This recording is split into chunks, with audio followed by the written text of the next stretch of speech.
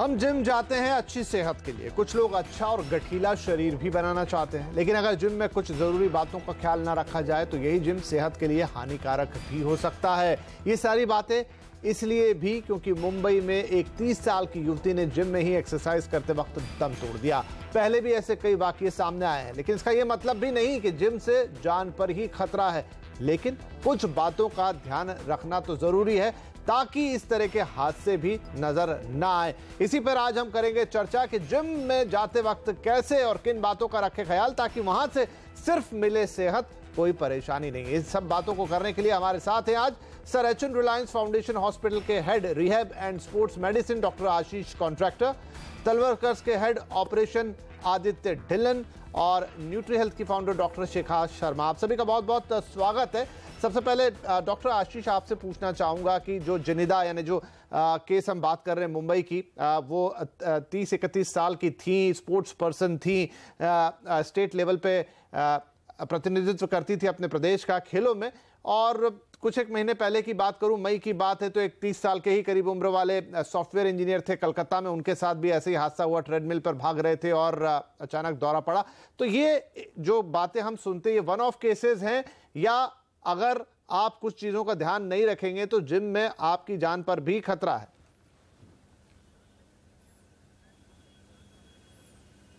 हाँ जी मिस्टर भट्ट, तो पहले तो मैं कंडोलेंस प्रकट करना चाहता हूँ जनीदा के फैमिली को। आपका जो सवाल है कि ये वन ऑफ केस है या ये फ्रीक्वेंट अकरेंस है, ये एक्चुअली वन ऑफ केस है, क्योंकि जब लोग एक्सरसाइज करते हैं और गॉड फॉरबिड कुछ तकलीफ होता है, वो कॉमन नहीं है या फ्रीक्वेंट नहीं है, पर जब भी ये होता है, ये सोसाइटी को, फैमिली को काफ़ी it's a very serious thing और लोग डर जाते हैं। और ज़रूर ये है कि ध्यान तो रखना है, पर ये डरने की बात नहीं है कि हमें एक्सरसाइज नहीं करना चाहिए क्योंकि ये घटनाएं घटी है। तो डॉक्टर आशीष, जैसे जनिदा के केस में हुआ, या मैं बात कर रहा हूँ एक सॉफ्टवेयर इंजीनियर जो कलकत्ता में काम करते थे, IBM जैसी कंपनी में काम करते थे, और ट्रेडमिल पर भागते भागते उन्हें तकलीफ हुई और उन्हें उनकी जान जाती रही। तो जब इस तरह की चीज़ें, तो क्या कुछ प्रिकॉशनरी, मतलब हर कोई तो नहीं शायद ये चीज़ें समझ पाएगा कि उसको क्या तकलीफ है, लेकिन क्या कोई ECG करा के या कोई 2D इको करा के, अगर आपको किसी भी तरह का संशय है तो आपको जिम में जाना चाहिए? हाँ जी, तो मैं पहले तो आपको एक्सप्लेन करना चाहता हूँ कि जब ये अचानक होते हैं, हम उसको बोलते हैं sudden cardiac death in athlete. वो दो टाइप के होते हैं। नॉर्मली जब 35 के उम्र के कम हम देखते हैं तो उनको होता है what we call underlying abnormality, मतलब कि 3 चीज़ें होते हैं जो हम कहते हैं स्ट्रक्चरल अबनॉर्मैलिटी हार्ट में, इलेक्ट्रिकल अबनॉर्मैलिटी हार्ट में, और दूसरा हम कहते हैं कि एक्वायर्ड। तो स्ट्रक्चरल में क्या होता है कि हार्ट कभी कभी बढ़ जाता है और आदमी को पता नहीं चलता है, और जब ये एक्सरसाइज होता है, स्ट्रेनियस एक्सरसाइज होता है, तो अचानक हार्ट एक अबनॉर्मल रिदम में जाती है जो हम कहते हैं वेंट्रिकुलर फिब्रिलेशन, और उससे कार्डियक अरेस्ट होता है। तो ये नॉर्मली 35 के नीचे यंग एथलीट्स में या यंग लोगों में हम देखते हैं। 35 के ओवर वहाँ जब सडन डेथ होता है, that is usually due to normal heart disease. Normal heart disease का मतलब कि आपके कॉरोनरी आर्टरीज में जब ब्लॉकेज होता है, जो हम कहते हैं हार्ट अटैक, तो approximately 80% cases is because of blockage. ना आपका सवाल था कि हम क्या कर सकते हैं टू प्रिवेंट इट। तो फर्स्ट ऑफ ऑल एक बेसिक अच्छा हिस्ट्री लेना चाहिए, फिजिकल एग्जामिनेशन डॉक्टर करना चाहिए, ECG हमें करना चाहिए, और अगर स्ट्रेनियस एक्सरसाइज करना है तो 2D एको भी करना चाहिए। पर मैं आपको एक चीज़ कहना चाहता हूँ कि इट इज़ नॉट के ऑलवेज ये हम करेंगे तो पिकअप करेंगे। अप्रॉक्सीमेटली 30 to 40% ऑफ केसेस में हो सकता है कि ये सब टेस्ट नॉर्मल भी है और तो भी तकलीफ हो सकती है। तो देर इज नो ऐसा कि हम बोले कि 100% गारंटी, पर अगर हम ये सब प्रिकॉशन ले तो ये दुर्घटना होने के चांसेस कम हो सकते हैं। आदित्य, मुझे बताइए, आपका तो नेशनल लेवल का जिम चेन है पूरा, तो क्या जब लोग आपके यहाँ आते हैं, इनरोल कराते हैं, उस वक्त या उसके आसपास किसी तरह के हेल्थ चेकअप को किया जाता है, या कुछ हेल्थ रिपोर्ट मांगी जाती है, या डिस्कशन होता है जॉइनी से कि आपका कोई हिस्ट्री तो नहीं है? किस तरीके से लेते हैं आप लोगों को? जी, आई थिंक द प्रोसेस जो है ये जिम के काफ़ी पहले शुरू हो जाना चाहिए, क्योंकि किसी इंसान को अपनी क्षमता खुद ही समझ में आती है। सो उनको अंडरस्टैंडिंग होनी चाहिए कि मेरे को अपनी फिटनेस कैलिब्रेशन किस लेवल तक ऊपर ले जानी है। कई लोग होते हैं जो सिर्फ बेसिक फिटनेस एंड वेलबींग के लिए आते हैं, कई एथलीट्स होते हैं जो थोड़ी एडवांस फिटनेस के लिए आते हैं। बड़ा इंपॉर्टेंट है कि इंसान अपनी बॉडी को समझे, बिकॉज जो सेकंड पर्सन है वो सिर्फ उन्हें कंसल्ट कर रहे हैं। लाइक अ डॉक्टर जब कंसल्ट करते हैं, डू नॉट कॉम्प्रिहेंसिवली अंडरस्टैंड कि दर्द कहाँ हो रहा है, कितना हो रहा है। The patient has to explain it. वैसे ही जब हम फर्स्ट काउंसलिंग करते हैं, एक फिटनेस असेसमेंट होता है, वी कैटेगोरिकली आस्क कि आपको कोई करंट मेडिकल कंडीशन है जिसकी वजह से आप वर्कआउट नहीं कर सकते हैं या किसी लिमिटेड कैपेसिटी में वर्कआउट करते हैं। ये बड़ा important portion of the assessment होता है, जहाँ the person has to tell us कि हम क्या क्या कर सकते हैं। मेरे को शोल्डर इंजरी है, मैं शोल्डर एक्सरसाइज नहीं कर सकता हूँ, या मुझे लोअर बैक इंजरी है, मैं वो ऐसी एक्सरसाइज नहीं कर सकता हूँ। तो हम उसके अराउंड प्रोग्राम कस्टमाइज करते हैं। अनफॉर्चुनेटली इन इंडिया हमारा जो मेडिकल फिलॉसफी है वो थोड़ा रिएक्टिव है, प्रिवेंटिव नहीं है। तो मैं इनकरेज करूँगा कि हर इंसान अपना रेगुलर चेकअप कराए और उसका जो फीडबैक है अपने gym, health care centre, swimming pool, जो भी एक्टिविटी सेंटर है वहाँ पास ऑन करें। जी, डॉक्टर शिखा शर्मा, बड़ा इंपॉर्टेंट होता है कि जब आप जिम जा रहे हैं मतलब आप अच्छी एक्सरसाइज कर रहे हैं, भले ही आप वहां पे सिर्फ कार्डियो कर रहे हैं या थोड़े वेट्स भी उठा रहे हैं, लेकिन कुल मिला के अपने डेली रूटीन से ज्यादा एनर्जी लॉस कर रहे हैं जिम के अंदर। ज्यादातर लोगों का लक्ष्य होता है वो पतले हो जाएं, कुछ को बॉडी बनानी होती है। तो आमतौर पे लोग जो है खान पान का ख्याल नहीं रखते, वो वहां जाके मेहनत तो कर लेते हैं। तो क्या ये होना चाहिए, या तो जिम से ही वो उन्हें दिया जाता होगा या दिया जाना चाहिए कि एक डाइट प्लान प्रॉपर हो, और सिर्फ इतना नहीं, क्योंकि इंस्ट्रक्टर घर पे आके तो देखेगा नहीं कि आप क्या खा रहे हैं, लोग शायद उसमें भी थोड़ा सा सावधानी नहीं बरतते हैं। क्या इससे प्रभाव पड़ेगा? जी बिल्कुल, अगर आप रियली देखिए तो हेल्थ और फिटनेस हेल्थ केयर का ही एक अलाइड फील्ड है, यानी कनेक्टेड फील्ड है। मगर हेल्थ और फिटनेस को हम बहुत ही कॉस्मेटिक या बहुत ही कैजुअल वे में लेते हैं, उसको उस प्रोफेशनलिज्म या उस सीरियसनेस से नहीं लेते जिससे कि उसका और भी फ़ायदा हमें मिल सकता है। फॉर एग्जांपल, अगर हम किसी भी जिम में जा रहे हैं, हम इक्विपमेंट यूज़ कर रहे हैं, तो नेचुरली वहाँ पे जाने से पहले अगर हम अपना हेल्थ चेकअप कराएं या प्रिवेंटिव हेल्थ चेकअप कराएं, तो उसका जो असर है और उसका जो फ़ायदा है वो एक अलग लेवल पे होगा। सिमिलरली कई लोग हैं वो कतराते हैं अपना हेल्थ चेकअप कराने में कि कुछ निकल आएगा, सीधे हम जिम जाएंगे, वहाँ पे हेल्दी हो जाएंगे और फिर कोई ज़रूरत नहीं पड़ेगी। But actually it's Contra indicated. अगर किसी का blood sugar suppose already high है, वो जिम में जा रहा है बिना कुछ खाए पिए और उसका एकदम से ड्रॉप हो गया ब्लड शुगर, तो वो एक प्रॉब्लम हो सकती है जिम के लिए और उस पर्सन के लिए। इसी तरीके से अगर किसी का ब्लड प्रेशर ऑलरेडी हाई है और उसे पता नहीं, उसने कभी चेक भी नहीं कराया और सीधे ही वो जाके अपना फर्स्ट डे खूब एक्सरसाइज करने की कोशिश करें, तो ये सारे जो इश्यूज हैं, it is because of a casual approach towards health. दूसरा, जैसे आपने न्यूट्रिशन का कहा, तो वहाँ पे जब हम कहीं जिम पे जाते हैं तो आपकी जो डाइट है वो 70% आपके शरीर को इम्पैक्ट करती है, चाहे बॉडी बिल्डिंग करें, चाहे वेट लॉस करें या बॉडी कॉन्टूरिंग करें। मगर डाइट में क्या होता है कि आप अपना बस रोटी कम खा लीजिए और थोड़ा सा आप एक्सरसाइज ज़्यादा कीजिए, तो वो स्टैंडर्ड है। नॉर्मली पहले एक फिलॉसफी थे input in and output out, but वो बहुत ही मैं कह सकती हूँ पुरानी फिलॉसफी हो चुकी है। उसके आगे साइंस कहीं बढ़ चुकी है, जहाँ पे न्यूट्रिशनल पर्सनलाइजेशन की बात होती है, जहाँ पे कितना आपका विटामिन आप किस केस में ज़्यादा अब्जॉर्ब होता है, किसी की ज़्यादा रिक्वायरमेंट है, किसी की कम रिक्वायरमेंट है। तो पर्सनलाइज्ड मेडिसिन तक अब दुनिया पहुंच गई है, जहाँ पे हम सिर्फ इनपुट और आउटपुट और कैलोरी की बात कर रहे हैं।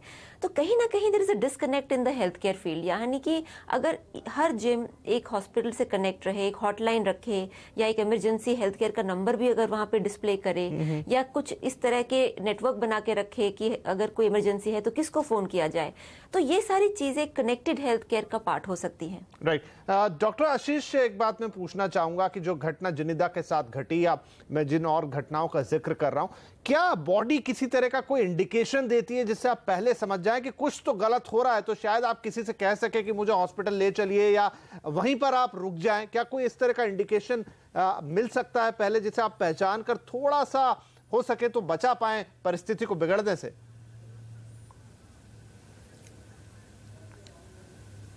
हाँ जी, कभी कभी इंडिकेशंस होते हैं।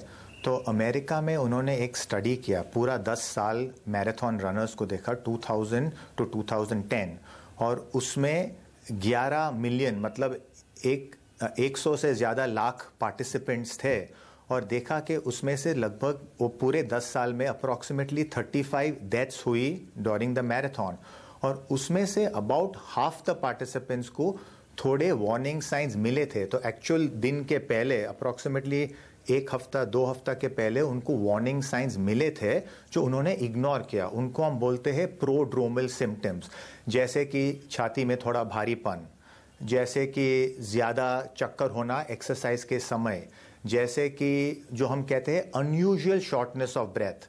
जब भी कोई एक्सरसाइज करता है तो श्वास थोड़ा जल्दी होना, थोड़ा शॉर्टनेस ऑफ ब्रेथ होना इज एक्सपेक्टेड, पर जब वो अनयूजुअल कहते हैं कि जैसे कि जो आदमी रोज 10 किलोमीटर आराम से भाग सकता है, वो आदमी आज 8 किलोमीटर या 7 किलोमीटर में भी थोड़ा श्वास फूलने में तकलीफ हो गई, उसको हम पिकअप करेंगे and we follow it up, then we can save a life. But the problem is कि एथलीट्स समटाइम्स जो कहते हैं कि take it in the stride, कह रहे ये तो नॉर्मल है, ये नो शॉर्टनेस ऑफ ब्रेथ, ठीक है, थोड़ा चेस्ट पेन हुआ, उसमें क्या हुआ, नो पेन नो गेन, और ये डेंजरस हो सकता है।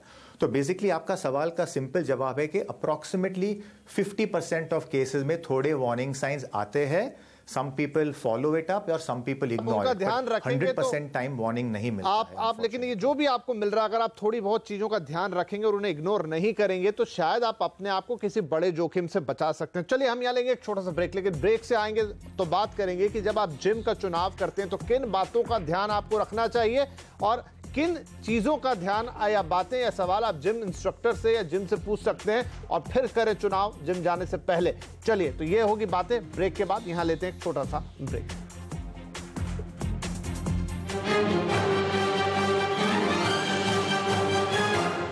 तो जान पर भारी ना पड़े जिम, इसीलिए आज हम कर रहे हैं ये बात, क्योंकि कई बार ये खबरें आती कि जिम में किसी को बहुत बड़ी दिक्कत हो गई। हाल फिलहाल मुंबई से खबर आई कि जिम में एक जान जाती रही, लेकिन ऐसा नहीं कि सबके साथ होगा, लेकिन कुछ बातों का ख्याल जरूर रखना। आदित्य साहब मुझे बताइए कि जब आप जिम ज्वाइन करते हैं, क्योंकि अब देश में ऑलमोस्ट हर गली में कोई छोटा बड़ा जिम आपको जरूर मिल जाएगा, लेकिन किन बातों का आपको ख्याल रखना चाहिए? क्या मिनिमम स्टैंडर्ड होने चाहिए एक अच्छे जिम के?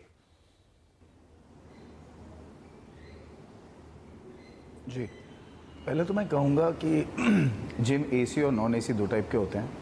दोनों में वेंटिलेशन और हाइजीन फैक्टर बड़े इंपॉर्टेंट है कि जिम की साफ़ सफाई कैसी है, बिकॉज बैक्टीरिया वायरस फंगस ऐसे जिम्स में बिकॉज कांस्टेंट स्वेट होता है, डिफरेंट लोग इक्विपमेंट यूज़ कर रहे होते हैं, जो बेसिक हाइजीन फैक्टर है वो हाई होना चाहिए। जिम छोटा हो या बड़ा हो साफ़ होना चाहिए। ट्रेनर्स और डाइटिशियंस एंड न्यूट्रिशन के जो लोग हैं उनकी सर्टिफिकेशंस पे थोड़ा ध्यान दीजिए कि आपको सपोर्ट मिलती है, आपको सवालों का जवाब मिलता है। ट्रेनर्स की सर्टिफिकेट पर्टिकुलरली इंपॉर्टेंट है क्योंकि उन्हें ह्यूमन एनाटॉमी और बॉडी किस तरह चलती है, किस तरह मूवमेंट होती है, उसकी जानकारी बहुत ज़रूरी है। मैं ये इनकरेज करूँगा कि कोई भी अनऑथराइज सप्लीमेंट या HGH या किसी टाइप का स्टेरॉइड ना लें। हाँ, उनसे रिजल्ट जल्दी आते हैं, बट उनसे आपकी हेल्थ पे एडवर्स इफेक्ट भी बहुत जल्दी आता है।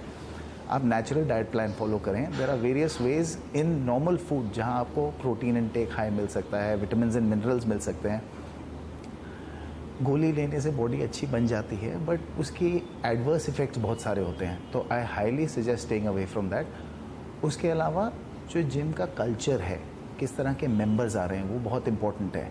अगर आप 50-60 साल के बुजुर्ग हैं तो you want to join a gym जहाँ पे आप जैसे लोग आते हैं। अगर आप बॉडी बिल्डिंग टाइप जिम में जाएंगे तो आपका मोटिवेशन लेवल उस टाइप का बनने का होगा, which can be long term detrimental, आपकी सेहत को हानिकारक हो सकता है। राइट, तो ये सारी बातें आपको ध्यान रखनी चाहिए। डॉक्टर शिखा, क्योंकि मैं बड़ा इंपॉर्टेंट समझता हूं, मैंने पहले भी उस पर आपके पास आया था, लेकिन अब आप जिम ज्वाइन कर चुके हैं तो खान पान में खासतौर पर लिक्विड इनटेक और रोजमर्रा में आपकी डाइट कितनी होनी चाहिए, उसका आप कैसे ख्याल रखेंगे? देखिए, जिम ज्वाइन जब कर रहे हैं तो आप आपका मकसद क्या है, गोल क्या है? आपका वेट लॉस गोल है कि आपका मसल कॉन्टूरिंग बॉडी बिल्डिंग गोल है? उसके हिसाब से आपकी डाइट चेंज होती है।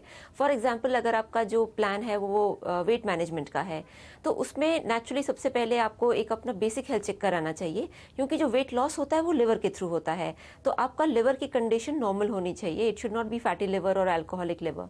दूसरी चीज़ है कि जब आप अपनी डाइट शुरू करते हैं तो आपको कुछ चीज़ों का ध्यान रखना है। Like for example low calorie diet से जिम में तकलीफ होती है, प्रॉब्लम होती है, तो आपको एक करेक्ट न्यूट्रिशनली बैलेंस डाइट लेनी है जिसमें आप कितना प्रोटीन ले रहे हैं बहुत ही इंपॉर्टेंट है, किस तरीके का प्रोटीन ले रहे हैं। लाइक अगर आप वेजिटेरियन हैं तो आप कौन सी चॉइसेस हैं, जैसे स्प्राउट्स है, पनीर है, या फिर आप जैसे नट्स एंड ऑयल सीड्स हैं, वो तरह का प्रोटीन ले रहे हैं। दूसरी चीज़ जो बहुत इंपॉर्टेंट होती है जिम में कि आप कौन सा कार्बोहाइड्रेट ले रहे हैं।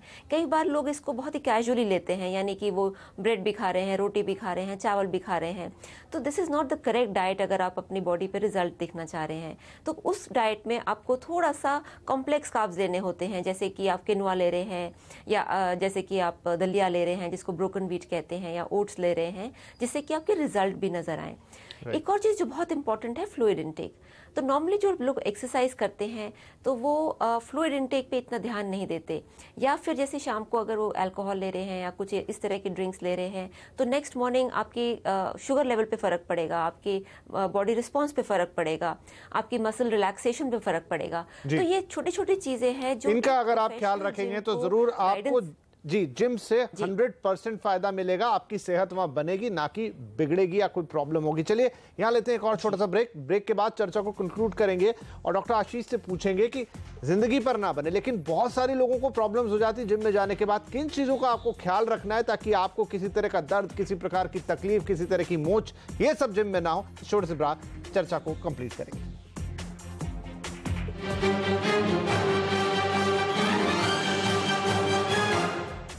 तो जान पर भारी ना पड़े जिम, इसी के लिए आज हम आपको कर रहे हैं जागरूक, ताकि सेहत ही बने जिम के अंदर और कोई दिक्कत ना हो। टू कंक्लूड, डॉक्टर आशीष मुझे बताइए कि देखिए एक्सट्रीम केसेस की अगर बात छोड़ दें, लेकिन फिर भी बहुत सारे लोगों को जिम में शिकायत रहती है कि यहाँ दर्द हो रहा है, ये खिंच गया, वहां पर तकलीफ है, लॉन्ग टर्म में कई बार उनकी बॉडी में थोड़ी प्रॉब्लम आ जाती है। तो आपको क्या बातों का ध्यान रखना है ताकि जिम से आपको सेहत मिले, ना कि कोई एक लॉन्ग टर्म प्रॉब्लम आपके साथ जुड़ जाए? हाँ जी, तो पहले मैं कहना चाहता हूँ कि अगर आप एक्सरसाइज प्रोग्राम शुरू कर रहे हैं और आपकी एज 30 से ज़्यादा है और आप रेगुलर एक्सरसाइज नहीं कर रहे हैं, तो पहले आपके फैमिली डॉक्टर के पास जाइए और एक चेकअप करिए। लेट हिम डू डिटेल, आपका हिस्ट्री कर सकते हैं, आपका एग्जामिनेशन कर सकते हैं, और बेसिक टेस्ट जैसे कि ब्लड प्रेशर है, ECG है, शुगर टेस्ट है, कोलेस्ट्रॉल टेस्ट है, देखेंगे कि आप स्मोक कर रहे हैं या नहीं, तो आपका रिस्क फैक्टर प्रोफाइल देखेंगे और वो हिसाब से आपका रिस्क इवेल्युएट करेंगे। तो अगर आपका रिस्क लो है या मीडियम है, आप फिर शुरू कर सकते हो एक्सरसाइज। एक्सरसाइज के टाइम पे अगर आपको कुछ भी सिम्टम्स आ जाए, जैसे कि मैंने पहले भी बताया कि छाती में भारीपन, डिस्कम्फर्ट, हमेशा पेन नहीं होता है। ये गलत फहमी है कि हार्ट का पेन सिर्फ छाती पे लेफ्ट साइड पे होता है, ये नहीं है। कभी भी भारीपन राइट साइड पे हो सकता है, आपके कंधे में हो सकता है, पीठ में हो सकता है। तो ये पेन अगर एक्सर्शन से रिलेटेड है तो प्लीज़ आपके डॉक्टर को बताइए। अगर आपको श्वास फूलता है एक्सरसाइज के समय और ये नॉर्मल से अलग है, अनयूजुअल है, तो आपके ट्रेनर को पहले बताइए, फिर डॉक्टर को बताइए। और दूसरी इंपॉर्टेंट चीज़ है कि आपको तब एक्सरसाइज बंद करना चाहिए, किसी से बात करो। आपने पहले भी पूछा कि जिम में कौन सी सुविधा होनी चाहिए, तो I just want to add कि जिम ट्रेनर्स को बेसिक लाइफ सपोर्ट में ट्रेनिंग होनी चाहिए, और हो सके तो जिम में इमरजेंसी बेसिक इक्विपमेंट जो हम कहते हैं AED, जो आजकल हम एयरपोर्ट्स में भी देखते हैं, अगर वो है तो वो बेटर रहेगा। राइट, चलिए तो ये वो बातें हैं जिनका ख्याल अगर आप रखेंगे तो जिम से सिर्फ सेहत ही लेकर बाहर निकलेंगे, किसी तरह का नुकसान आपको नहीं होगा, किसी तरह का जोखिम आपको नहीं होगा। ध्यान रखिए, आज का कार्यक्रम आपको डराने के लिए नहीं है, घटनाएं घटती रहती हैं, लेकिन यहां सिर्फ एक जागरूकता लेकर आना है कि अगर आप जिम जा रहे हैं तो वहां पर आप किसी तरह की मुश्किल में ना पड़े, और आपके लिए सिर्फ अच्छी सेहत और बढ़िया शरीर के लिए ही जिम आपके जहन में रहे। तो आज के इस कार्यक्रम में शामिल होने के लिए आप सभी का बहुत बहुत शुक्रिया, और उम्मीद करेंगे कि सभी जिम जाने वालों को इससे एक नई दिशा और एक नया तरीका मिलेगा और वो अपनी सेहत का जिम में और बेहतर ख्याल रखेंगे। धन्यवाद।